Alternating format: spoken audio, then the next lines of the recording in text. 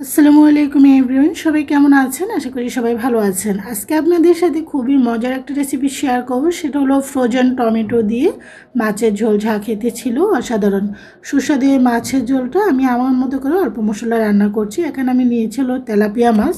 আপনারা যে কোনো ধরনের মাছ দিয়ে রান্না করতে পারেন। আজকে ফ্রোজেন টমেটো দিয়ে রান্না করছি। আবার তো টমেটো সিজন অলরেডি চলে এসেছে। এখানে আমি তেলাপিয়া মাছ নিয়েছি।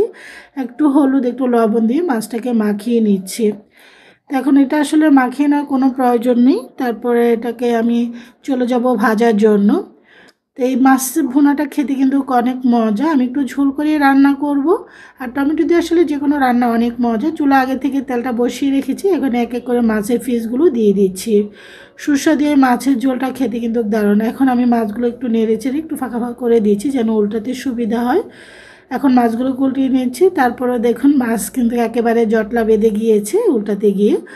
আমার একটা ইউটিউব চ্যানেল এবং ফেসবুক পেজ আছে, যারা এখনও ভিজিট করেনি আপনারা চাইলে আমার পেজ এবং চ্যানেলটা ভিজিট করে আসতে পারেন। আশা করি সবারই ভালো লাগবে। এখানে নানা ধরনের রেসিপি আছে। আর আপনারা কেমন ধরনের রেসিপি চাচ্ছেন অবশ্যই আমাকে কমেন্টস করে জানাবেন। সবগুলো মাছ উল্টিয়ে নেওয়ার পর আমি মাছগুলোকে সব এক এক করে উল্টিয়ে নিয়েছি। আমি একটা গোল্ডেন কালার করে মাছগুলোকে ভেজে তারপর উঠিয়ে নেব।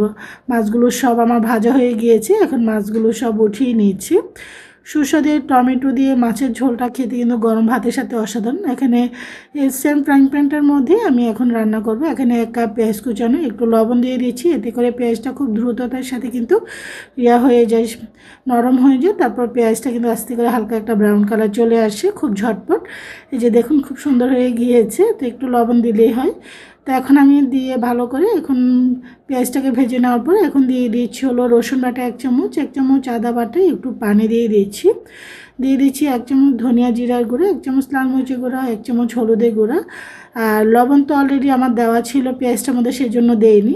যদি প্রয়োজন হয় দিবি। একটু পানি দিয়ে মশলাটাকে ভালো করে কষিয়ে আমি একটু মাছগুলোকে একটু মশলাটার মধ্যে 4-5 মিনিটের মধ্যে একটু নেড়ে চেড়ে কষিয়ে নেব। এতে করে মাছের টেস্টটা কিন্তু খুবই ভালো আসে।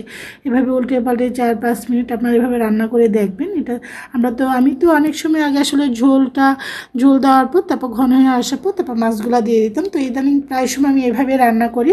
একটু পানি দিয়ে দিচ্ছি, প্লেটটা ধুয়ে প্লেটটার মধ্যে যেহেতু মাছগুলো ছিল দিয়ে এখন নেড়ে চেড়ে ভালো করে ঢাকনা দিয়ে ঢেকে আমি প্রায় 10 মিনিট রেখে 10 মিনিট পর চলে এসেছি। দেখুন আস্তে আস্তে কিন্তু ঝোলটা ঘন হয়ে আসছে। যেহেতু ফ্রোজেন টমেটো, এটা কিন্তু ঠিক উঠানোর 4-5 মিনিট আগে দিতে হবে বা 2-3 মিনিট আগে। যে দেখুন আমি এক মিডিয়াম সাইজের মানে মিডিয়ামটা ছোটো আর কি, ওটাকে একটা টমেটো 2 পিস করে নিয়েছি। আর 3-4টে কাঁচামরিচ দিয়ে টমেটোগুলো দিয়ে দিচ্ছি। তবে বেশিক্ষণ রাখা যাবে না টমেটোগুলো। আবার বলছে 3-4 মিনিটের উপর আর রাখবেন না, কারণ এগুলো যেহেতু ফ্রোজেন করা বরফ, এটা এমনি কিন্তু গলে যাবে। আমি টমেটোগুলো দিয়ে এখানে ভালো করে নেড়েচেড়ে ঢাকনা দিয়ে ঢেকে 3-4 মিনিট আমি রান্না করবো, বেশি রান্না করব না। এই যে দেখুন আবার একটু নেড়েচেড়ে দিচ্ছি। তো কালারটা এবং ঝোলটা দারুণ হয়েছে। এখন আমি আর ঝোল কমাবো না, কারণ আর ঝোল কমালে ভাত খাওয়া যাবে না আর কি। তো এখন ঢাকনা দিয়ে ঢেকে চুলাটা অফ করে 5 মিনিট রেখে চলে যাচ্ছি সার্ভ করার জন্য।